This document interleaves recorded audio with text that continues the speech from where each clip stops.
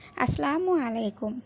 যদিও ভিডিওটা ঈদের দিনের, তবুও আজকে আমি ভিডিওটা আপলোড করছি, কারণ ভিডিওটা এডিট করার মতো সময় হয়নি, তাই আর আপলোডও করতে পারিনি। কারণ সংসারের সমস্ত কাজ সামলিয়ে মোবাইলে অনেক বেশি সময় দেওয়ার মতো সময় হয়ে ওঠেনি। তো যাই হোক, আজকে একটু সময় পেয়েছি, তাই আমি ভিডিওটা আজকেই আপলোড করলাম। তো সবাই কেমন আছেন? আমি আলহামদুলিল্লাহ ভালো আছি। তো এদিকে মাংস বানানো হচ্ছিল, দেন পাশেই ছিল একটা কাঁঠাল গাছ। তো কাঁঠালে ঘ্রাণ পাওয়া যাচ্ছে। তো কাঁঠাল গাছের কাছে গিয়ে দেখা গেল গাছে কাঁঠালটা পেকে আছে। তো গাছ থেকে কাঁঠালটা আনা হলো, আর এদিকে মাংস বানানো হচ্ছিল। কাঁঠালটা ভেঙে সবাই মিলে খাওয়া হলো।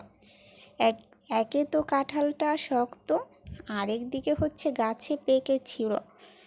সব মিলে কাঁঠালটা খুব মজার ছিল। যেমন ছিল কাঁঠালের কালারটা, স্বাদটাও ছিল বলার মতো না, দেখে অবশ্য বোঝাই যাচ্ছে।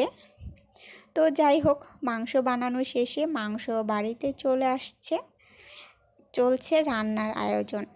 আর আমাদের যেহেতু যৌথ পরিবার, আমাদের শ্বশুরবাড়িতে সদস্য সংখ্যা প্রায় 11-12 জনের মতো, তাই একটু বেশি করেই মাংস রান্না করা হবে। আর যৌথ পরিবারের ক্ষেত্রে সুবিধা হচ্ছে কাজ করার মতো অনেক লোক থাকে, সেজন্য দেখা যায় একজনের কষ্ট কম হয়। দেন মাংস ধুয়ে এখন বসানো হচ্ছে, ভাবি রান্না করবে। আর আমি কখনোই আমার শ্বশুরবাড়িতে আসলে রান্না করি নাই এখন পর্যন্ত, কারণ আমার যা আছে সবসময় আমার যাই রান্না করে। হয়তোবা যদি ভাবি না থাকতো তাহলে হয়তোবা কখনো রান্না করা হইতো। তো যাই হোক, আমি ভাগ্যবান যে আমার যাটা অনেক অনেক বেশি ভালো। কখনোই কোনো কিছুর জন্য দেখা যায় আমার সাথে মন খারাপ করে না যে আমি এটা কেন করলাম না। তো আমাকে উল্টা আরও সাপোর্ট করে, তুমি থাকো, আমি তো আছি, তোমাকে কিছু করতে হবে না। তো যাই হোক, মাংসটা রান্না করা হয়ে গিয়েছে।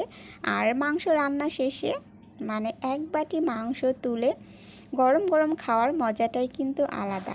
আর এই কাজটা আমার শ্বশুর বাড়িতে সবচেয়ে বেশি হয়, আমি যা দেখি। বাড়ির প্রত্যেকেই রান্না শেষে আগে এক বাটি সবাই খেয়ে নেবে, দেন তারপর হচ্ছে ভাত খাওয়ার চিন্তা। অসংখ্য ধন্যবাদ সবাইকে। আল্লাহ হাফেজ।